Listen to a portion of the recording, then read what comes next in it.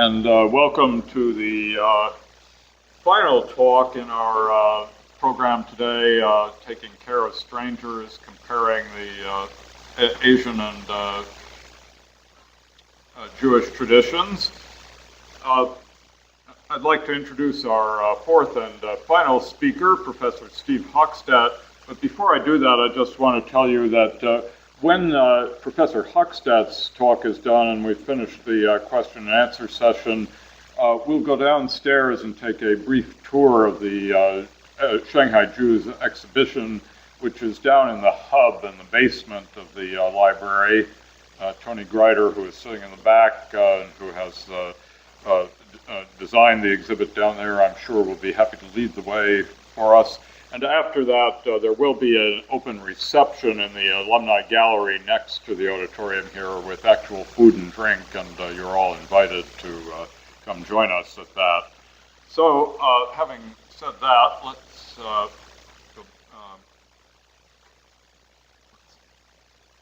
let me introduce Professor Hochstadt.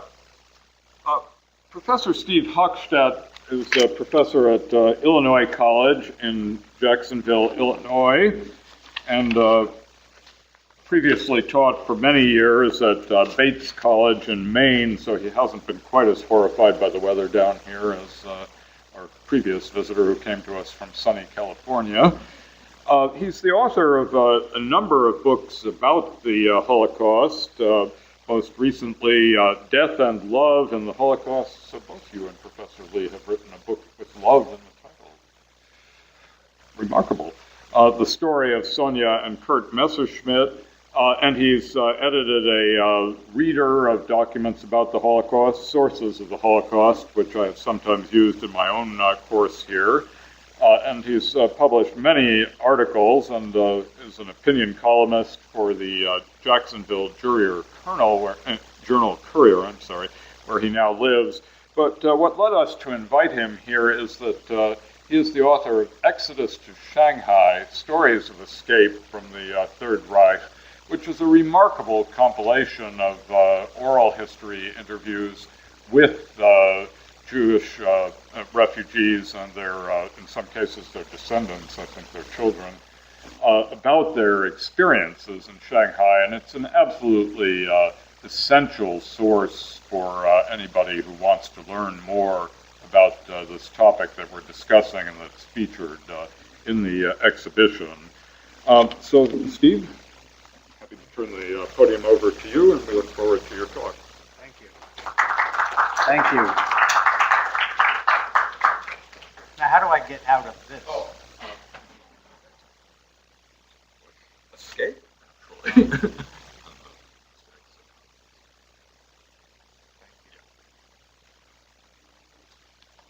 Thank you, Professor Popkin, for that introduction and for inviting me to come here. And I thank the other people, the many other people who've contributed to the organization of this symposium. And I especially thank you for letting me go last, because it has enabled me to scribble some notes on what I had planned to talk about that enable what I have to say to connect with the other presentations that you have heard. My interest in Jewish refugees in Shanghai is personal. My grandparents, Viennese grandparents, went to Shanghai with my aunt in 1939 and stayed there until 1949 and then came to the United States. I've grown up in my house with little miniature Buddhas and other elements of Chinese culture that I assumed until I was probably an adult every American child had in their house. But I've discovered that that isn't the case. I've discovered that this story of Jewish refugees in Shanghai is in many ways unique. And what I want to do is give you 4 reasons why I think this story is important. The first reason is that every stream of refugees tells us something about the larger story of the attitudes toward and the attitudes towards Jewish refugees in the 1930s. The stream to Shanghai was peculiar in that it was large, 18,000. You heard Professor Popkin mention that number. And it was very concentrated because it all went to the same place, and it all occurred at the same time, a very brief time, 1938 and 1939. About 15,000 of those people were German-speaking Jews who all left in 1 year, from late 1938 to late 1939. This was rather late to leave. There were refugees who left Germany in 1933, as soon as the Nazis took control. The lateness of these refugees tells us something about the attitudes of many Jews about leaving Germany, that they were reluctant to leave. All these people who went to Shanghai had hoped to stay and had stayed really until a disaster struck in 1938 with Kristallnacht in Germany and with the forcible takeover of Austria also in 1938. I've talked to many of these people about their reasons for not leaving.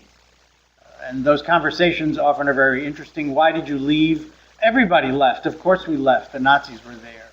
Yes, but why didn't you leave before? I can talk about that, but that's not my major subject. The stream also tells us something about the attitudes of people in Shanghai, Shanghai overlords and their attitudes. And as Professor Lee described to you, the people who controlled Shanghai were not Chinese, but were mostly Westerners as well as some Japanese, Western upper class people. And their attitudes towards Jews, I think, are shown best by the fact that in December of 1938, when the stream from Germany and Austria was just beginning, perhaps 1,000 Jewish refugees had arrived in Shanghai, which was one of the largest, if not the largest city in the world. At that moment, in December 1938, the leaders of the American, English, French, Italian, Dutch, Finnish, all of these Western countries, the leaders of those countries in Shanghai got together and said, this is way too many Jewish refugees. We would like to stop that. They contacted their governments. The United States government, the State Department, got into the act and wrote to the German government. This is really revealing about how little idea the American government had about what was going on in Germany. Wrote to the German government and said, won't you please stop taking away all the money from these Jews and then putting them on boats or allowing them to go to Shanghai? It's causing our business people in Shanghai a lot of difficulties. The Japanese were also in Shanghai, and this effort by the Western business people who controlled the Shanghai Municipal Council, which was really the government of Shanghai, this effort in December to close off Shanghai to further Jewish refugees was vetoed by the Japanese, who had significant, although not yet complete, power in Shanghai. The Japanese said, no, we will not allow the closing off of Shanghai. We believe that these refugees need a place to come. We have nothing against Jews. We are a very tolerant nation. And until late in 1939, by which time more than 15,000 had arrived, the Japanese alone kept Shanghai open.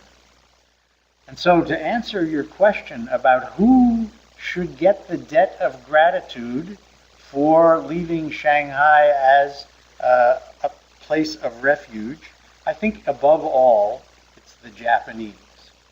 Although you don't hear that, of course, from the Chinese, and you also don't hear it really from the Japanese, who would rather not talk about World War II at all.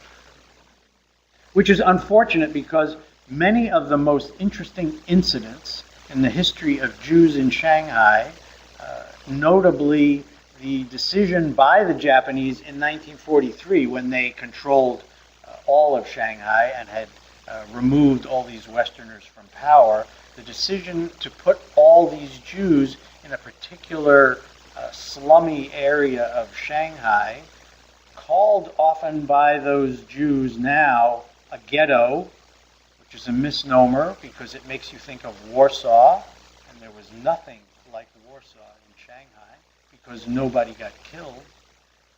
The decision to create this area is completely understudied. Why did the Japanese decide to do that? How did they decide to do that? Who argued for it? Who argued against it? The records are somewhere in Japan, but nobody writes about it. The contrast between the Japanese attitude towards these Jews and towards the Chinese, against whom they committed genocide during World War II, is remarkable. So the Japanese military was certainly capable of all of these immoral acts in the way that you described them, but they did not commit them against Jews. It's obviously interesting to us here to talk about the response of Chinese. The Chinese government had nothing to do with allowing Jews into Shanghai. The response of the Chinese then is much more about the public. How did average Chinese react to having these Jews, who were mostly penniless, in their midst? I'm going to talk about that a little bit later. Finally, the response of Jews around the world, other Jews, is most interesting, and it applies most clearly to this idea of the symposium, taking in strangers. Because Jews across the world helped these Jewish refugees go from Central Europe to Shanghai. Many of the tickets, so most of these Jews traveled on luxury liners, Italian luxury liners. That was most of the commercial traffic between Europe and Shanghai was on Italian luxury liners. Most of the Jews who went did not have enough money to pay for it. That money was paid by other wealthier Jews who stayed. So there were German and Austrian Jews who helped. As Professor Lee mentioned, the American Jewish Joint Distribution Committee committed hundreds of thousands of dollars to supporting these Jews after they got to Shanghai. They were also supported, perhaps even more than by the American Jews, by Jews who were already in Shanghai, wealthy Jews who were already in Shanghai. There were two communities of Jews in Shanghai when these refugees arrived. The first was a group of Baghdadi Jews who had arrived with the British in the middle of the 19th century, and many of them had become enormously wealthy. And then the second was a group of Russian Jews who had fled the Tsars, and then had fled the revolution, and then had fled Stalinism. They ended up in Shanghai. They were not, as a group, well off, but some of them were, and even the ones who weren't also offered help to the Jews in Shanghai. And then there's one more set of stories which shows this Jewish self-help, which are individual stories of people that I've talked to about their travel on the boat from Italy through the Suez Canal around India to Shanghai, stopping at many of the British ports, where the British did not allow, or was very worried that some of these Jewish refugees would get off the boat and stay in their territories. They did a lot of things to prevent that. In some places, they simply prevented these refugees from getting off the boat. In other places, they allowed one member of the family to leave and kept the other members of the family on the boat. But in this context, what's interesting is that many of these Jews who got off the boat temporarily in places like Aden or in India or in Singapore talk about how they were helped by local Jews in those places, for whom they were complete strangers. They were not going to stay, but they were given clothes, they were given food, they were given money, they were given charity. As Professor Frank puts it, charity and justice by other Jews. So following these these individual stories can give us understanding of larger attitudes towards Jewish refugees in the 1930s, which fit with this, with the reason why these Jews went to Shanghai. Virtually none of them wanted to go to Shanghai. as Michael Blumenthal, who was Secretary of the Treasury under President Carter, and who was probably the most famous of these refugees, said, Shanghai was the last place we wanted to go. But the reason they had to go to the last place was that all the other places were too difficult. A second reason for thinking that this story is important is that the Jews in Shanghai were a unique group among other refugees. There were hundreds of thousands of refugees who escaped Europe. My father is one of the few, was the only member of my family who was able to come to the United States. At age 18, he was able to get a visa and an affidavit. I know we often talk about the United States being closed to refugees, but more German and Austrian Jewish refugees came to the United States than went anyplace else. It just was impossible for, they all wanted to come to the United States, or virtually all of them, and it was impossible for most of them to come. But refugees from Nazi Germany had many fates. Some went to France, other places in Europe, France, Holland, Czechoslovakia, and Poland, and then they were captured later when the Nazis took those countries over. Some of them managed to get to England, which was a desirable place, but many of these refugees were then put into an English version of concentration camps on the Isle of Man because they were suspected, the English suspected that among these refugees there might be Nazi spies. Many of them, the great many, went to the U.S., some, a very small number, went to Canada or South Africa or Latin America. In all of those places, including England, refugees were then able to assimilate into the local economy and local society.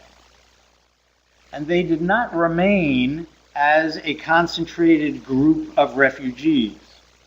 On my father's example, he met another Jewish person, a young woman, got married, and assimilated into American culture, became an American, learned what it meant to play baseball. In Shanghai, this did not happen, and this is the only place where a large refugee community was forced to stay as a unified community, partly because of this, what the Japanese did in 1943, forcing them all into one part of the city, but even before that, the inability of Jews to assimilate to Chinese culture meant that they stayed together. And so this provides us with an answer to the question, what do German-speaking Jews do when they're left alone to form their own community? And what they did was, in part, to recreate what they had, their German Jewish culture that they had in Europe. And the other thing, and that included self-help. It included forms of self-government, their own religious and secular court system. It included recreating a German Jewish culture, plays, journals, operas, newspapers. The element of this recreation that I'm most interested in is the creation of a refugee school, the Shanghai Jewish Youth Association School, which was created in 1939 and lasted throughout the war until that Jewish community dispersed. This school is often called the Kaduri School because it was primarily financed by one of the richest Baghdadi Jews named Horace Kaduri, which takes me back to my other point about Jews helping Jews. This school was an English-speaking school. The language of culture and business and education in Shanghai was English, not German, but it was staffed especially by refugee educators from Germany and Austria. Like many German Jewish schools in Germany before they were all closed by the Nazis, it had a very reform sensibility, secular, taught about Jewish history, but also taught very secular subjects. The German-speaking Jews in Shanghai did not mingle well with the other group of refugees who came almost at the same time, the Polish refugees, who the example that Professor Lee gave was of a Polish refugee who were overwhelmingly Orthodox and thought these German-speaking Jews were not really Jews at all, whereas the German-speaking Jews thought the Polish Jews were fanatics. A story that's familiar everywhere else. This example of the Kadoorie School, about which not very much is known, is an example of taking in strangers. Mr. Kadoorie and his family and other benefactors sought as their duty to fellow Jews both to create an educational institution. Education is incredibly important to Jewish culture, but also to help strangers. A third reason why this stream of refugees, I think, is important is because the unique confrontation between Central European Jews and Chinese produces new insights, I think, into both cultures. Professor Frank brought up the subject of charity among Jews. Some of the people I interviewed brought up charity as something they wanted to talk about. And some of them told stories to emphasize their belief, that some Chinese had a very different understanding, sense of charity, and that sense was inferior to their own. I say some because what I'm going to tell you now comes from individual stories that a few former refugees have told me, and I have no way of knowing how representative these stories are of wider Chinese culture. But I'll tell you the stories, the purport of these stories anyway. What I remember most clearly are stories about Chinese doctors who refused to help Chinese civilians in Shanghai who were injured when the Americans in 1945 bombed central Shanghai, including this Jewish ghetto. There were a number of Jews. The Americans were, of course, not trying to kill Chinese or Jews. They were trying to attack Japanese installations, but some of the bombs fell on civilian targets. About 30 Jews were killed. So this is the largest number of Jews that were killed who were in Shanghai, killed by the Americans. But many more Chinese were injured, and the people who told me these stories wanted to say that many Chinese doctors refused to treat these people because they didn't think they were going to be paid. They would earn nothing from it. And the Jews who told me this story were talking also about their help for these injured Chinese. So that's a story about, perhaps it's a story about some element of Chinese charity, but here is an opposite story that, again, this is a story that one person told me, but I repeat it and I paid attention to it because I thought it reflected some other stories that I'd heard from other people. And this story was that he was in a bus in Shanghai and got very sick and threw up on the Chinese man who was sitting in front of him. And the Chinese man turned around and thanked him.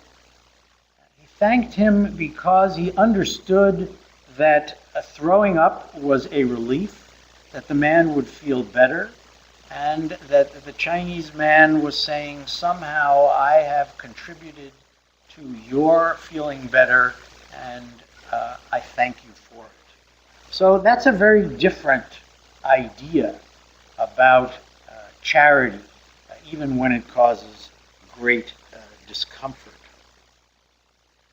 Professor Lee mentioned that there is no evidence of organized Chinese aid to the refugees, and that's certainly because there was no opportunity for Chinese to have organized aid. They simply did not control really anything about what went on in Shanghai.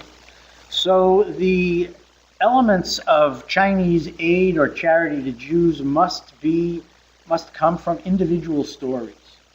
And I have heard many individual stories of good relationships. I really like the photograph that you showed of a Jewish, probably a Jewish girl and a Chinese girl, and I couldn't tell who was, were there two Jewish kids and one in the middle. So I've heard a number of stories of Jewish children playing with Chinese children who lived right next to them. This place where these 18,000 Jews lived was the home to 100,000 Chinese. So they were living next to Chinese. They're also living next to Japanese. But there are many of these stories of this friendships formed even with the difficulties of communication and cultural differences. Obviously, it's easier for children to form friendships than for adults, but there were nevertheless a number of adult friendships.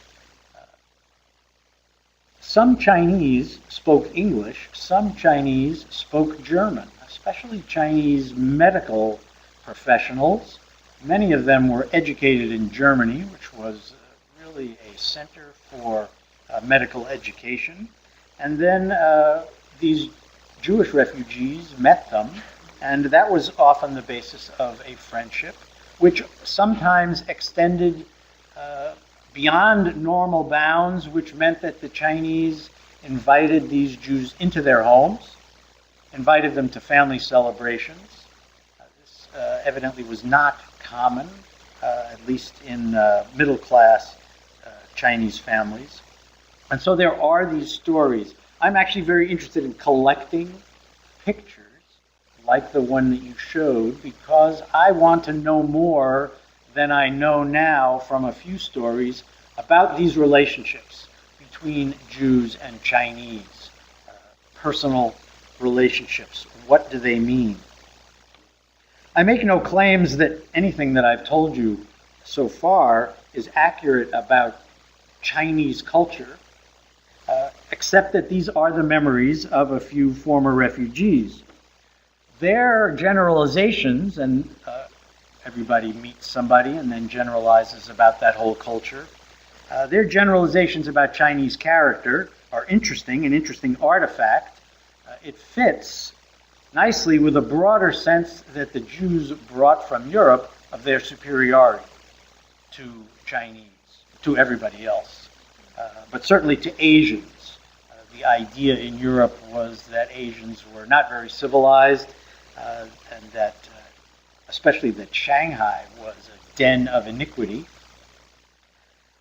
Some of these refugees told me how they learned by being in Shanghai that in fact Chinese culture was at least as advanced as European culture.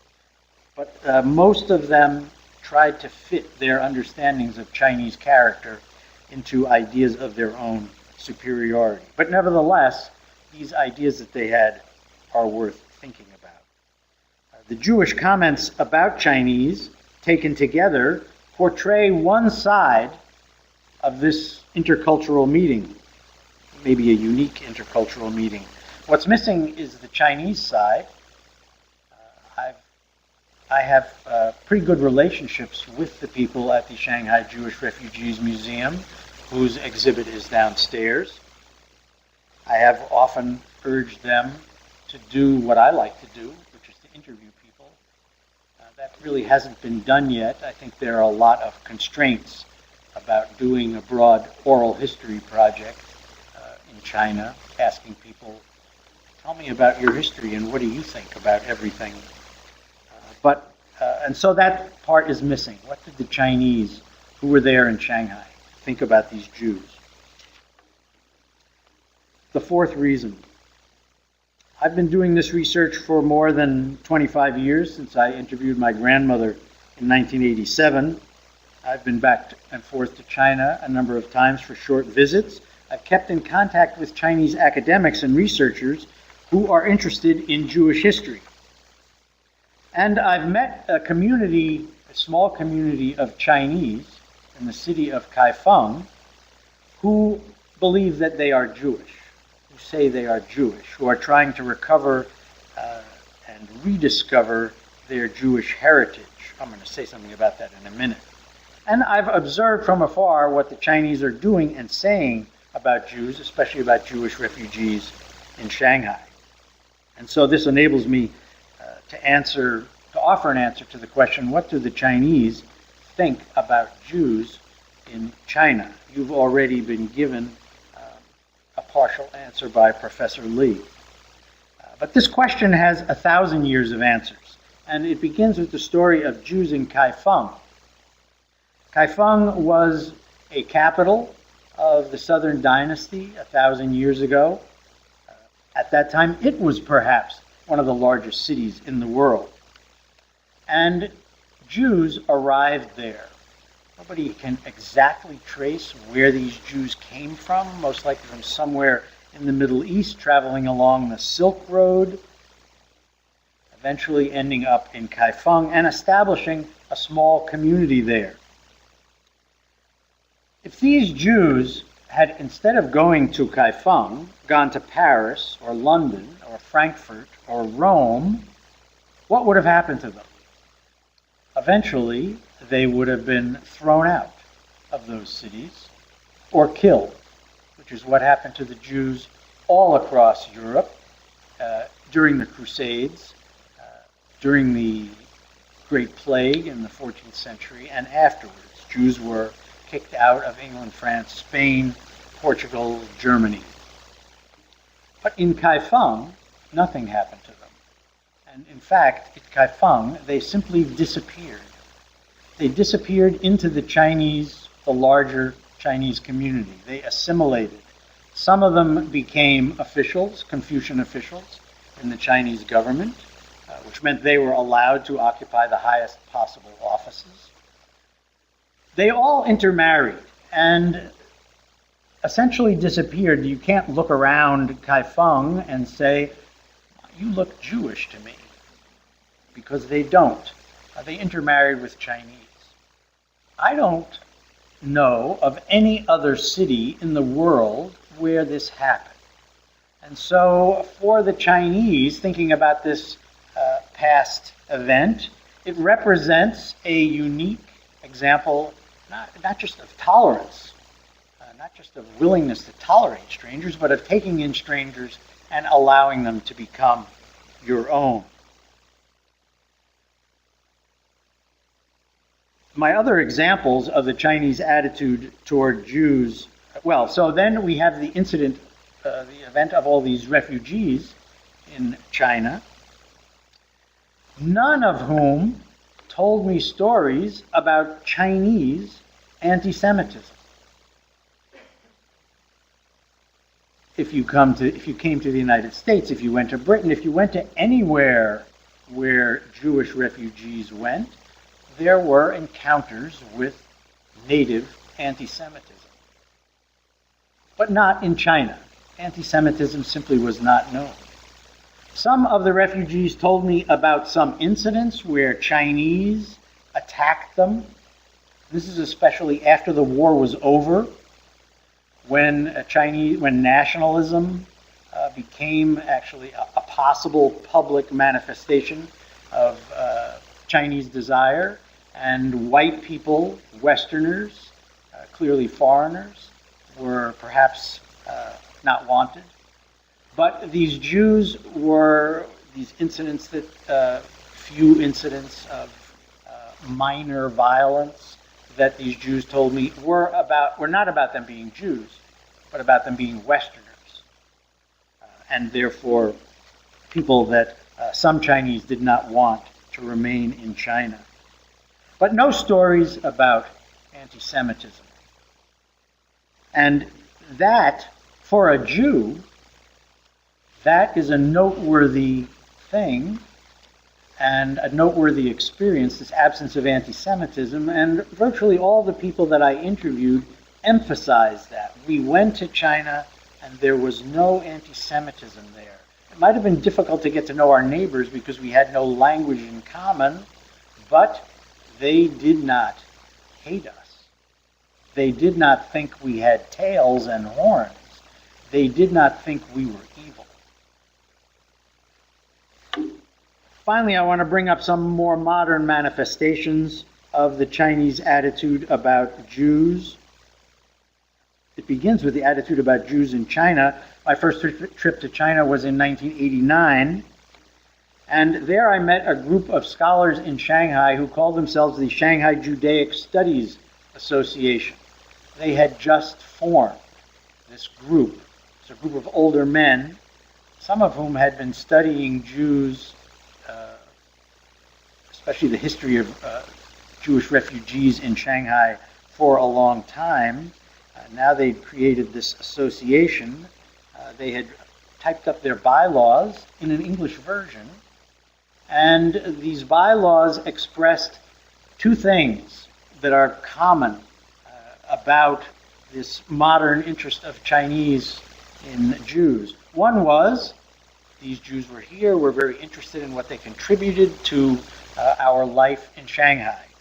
And the second piece is, this may be very useful for us, because we'd also like to create some interchanges between Jews in the world and us here in China, because that might be useful for us. An unusual bylaw for a historical organization.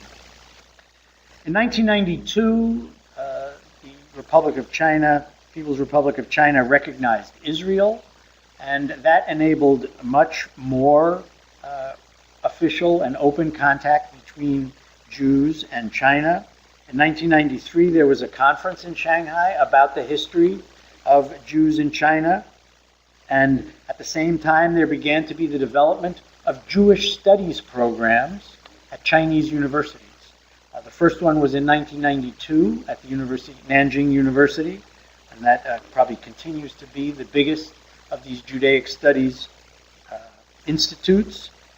There's one at Henan University in Kaifang. There's one at Sichuan International Studies University in Chongqing. There's one in Harbin. There's one in Beijing. There are others that I don't yet know about.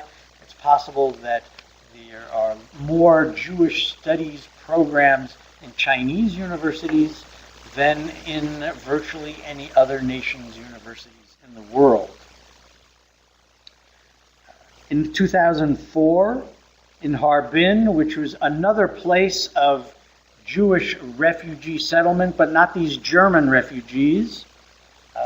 Harbin had a large Jewish population that had come down from Russia. They had a large, probably the largest Russian Jewish population. And now, since 2004, they've had their own museum, Harbin Jewish History and Culture Museum. In 2007, the creation of the Shanghai Jewish Refugees Museum. So here's their logo. An attempt in some way to combine Chinese and Jewish symbolism. This museum is in a former synagogue in the area that could be called the Jewish ghetto. And their efforts at outreach are symbolized by this exhibit, which has traveled to perhaps a dozen, has and will travel to perhaps a dozen American universities, as well as some German universities, and it's also been to Israel.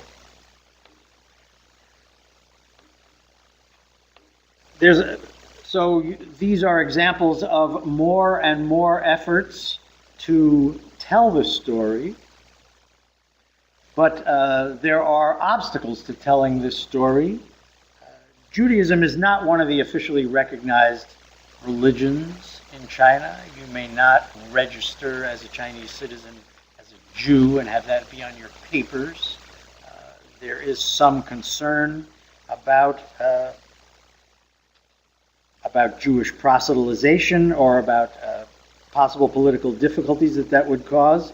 And this effort, this resistance to the story symbolized for me when I went to Kaifang in 2010, there are some remnants, physical remnants of this community in Kaifang, a few of them.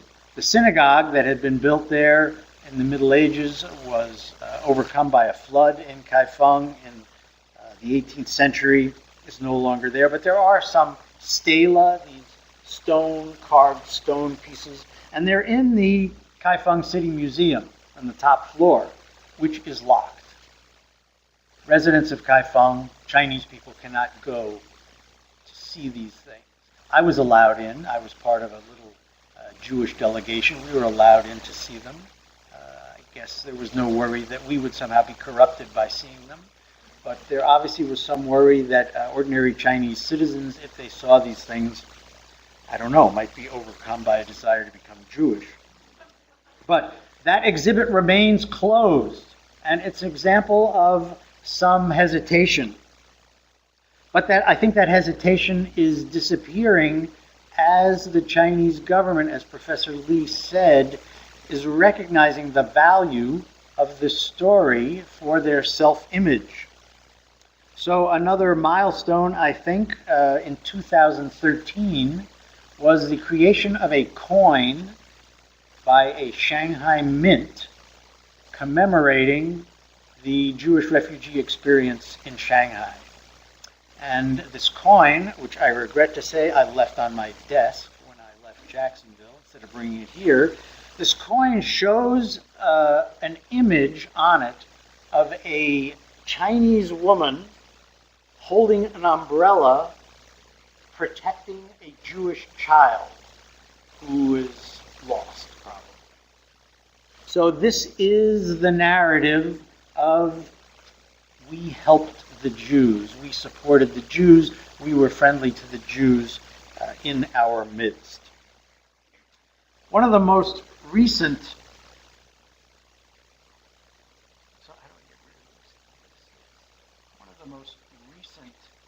manifestations of this interest and the willingness of the Chinese government to be public about the Jewish experience is this wall of names. Think of the Vietnam Veterans War Memorial in Washington. This is a wall of 13,000 names of Jewish refugees who were in Shanghai. The names come directly from a census taken in 1944 by the Japanese of all the foreigners who lived in the area where this Jewish ghetto was. So this census included not only Jews, but people from India, people from Finland, people from all over the world. But most of the names in the census are the names of Jews. This was an incomplete census. There were 18,000 Jews there, but there are only 13,000 names. I know many people who were there whose names are not on this exhibit. But nevertheless, this wall has been created to commemorate this moment and to bring attention to it. Here's an element of detail with these names. And there is some hope that this incomplete list will be further expanded when other names come up. Finally, there's a sculpture at the end of this wall. So this sculpture says something about the Chinese image of these Jewish refugees. You can see there's religious symbols, different kinds of faces of religious and secular Jews, and this notion that these are people who are in need of help, and we help them. And that is the narrative that is promoted by the Shanghai Jewish Refugees Museum. We helped these Jews. They found a sanctuary here, and that's something about us. The last photograph I'll show you, the most recent thing, the most recent tangible thing. This is a plaque, which is a memorial to a Hungarian man, Paul Komor, who had been living in Shanghai when the Jewish refugees arrived and was one of the leaders in creating the welfare that was given by resident Jews to these new Jewish refugees. So again, a willingness to commemorate foreigners who were in Shanghai, who did something for Jews. Also last year, the Institute for Judaic Studies at the University of Nanjing was recreated somewhat with the establishment of a chair of Jewish and Israel Studies at Nanjing University. And that connection is important. Many of the benefits that China derives from its relationship with Jews come from its relationship with Israel. That includes weapons, which the Israelis send to China, but it also includes useful information like irrigation. I've heard recently, and there are a few stories on the internet in Chinese publications, that there are some plans to rebuild a building that existed in Shanghai when the Jewish refugees were there, the Wiener Cafe restaurant. There were a lot of Viennese Jews who went to Shanghai, and of course they wanted to drink coffee and eat cake, and so they created cafes. And so, using the original blueprints, there are some plans to rebuild this cafe. And there's also an announcement that the former office in Shanghai of the Joint Distribution Committee might be renovated, and the former residence of Michael Blumenthal might be renovated. The city of Shanghai has applied to UNESCO for recognition of this whole district where Jews were for inclusion on the Memory of the World Register, which is a register of worldwide sites that we ought to remember. So all of these are examples of the official behavior of Chinese academics and government officials who want to play up the story of Jews in China because it's a good story about China, both if you think about Kaifang and if you think about Shanghai. It's instrumental behavior on the part of many people, but there is more than that. The instrumental character of this behavior is shown best, I think, if you go to the website of the Shanghai Jewish Refugees Museum and look there for numbers which tell you how many refugees there were. The first thing that comes up when you go to the homepage in English is the number 30,000. There were 30,000 refugees who came to Shanghai, which is completely fantasy. In another place, you'll find the number 25,000. And in a place that corresponds to this exhibit, and on one of these exhibit panels, you'll find the real number, or at least the best approximation we have of the real number, which is 18,000. I've been in discussions with the people at the Shanghai Refugees Museum about this number. I'm a historian. I believe in correctness. I've been trying to convince them to use the number 18,000. I and some others have been partially successful. So the newer productions of the museum use the number 18,000, but the older productions still use these other numbers. And Chinese officials, when they talk to newspapers about these things that I've told you, often grab onto these older numbers. They're bigger numbers. They're better numbers. 30,000 refugees is a lot better than 18,000. So that's the instrumental character of this behavior. But I think Jews mean more to Chinese than that. Jews mean something about survival. They mean something about Western culture. And there are many Chinese, especially Chinese academics, who want to understand Western culture. And they think that understanding Jews is important. It's something about the belief among many Chinese that they have an affinity with Jews. These are two cultures which are very old, which have survived over thousands of years, which place a special premium on wisdom, on older people, men with white beards, on education, on family, on intelligence, and part of the mythology, which it can be meant in bad ways, but in this case I think is meant in respectful ways, about Jewish financial success.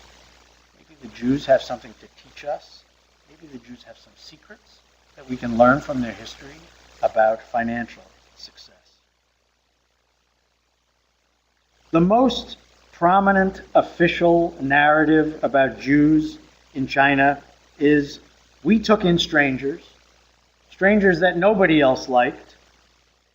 We were uniquely charitable and tolerant to them. And, to follow that, that is the nature of Chinese character. That story is rosy, but as far as I could tell, there's nothing untrue about it.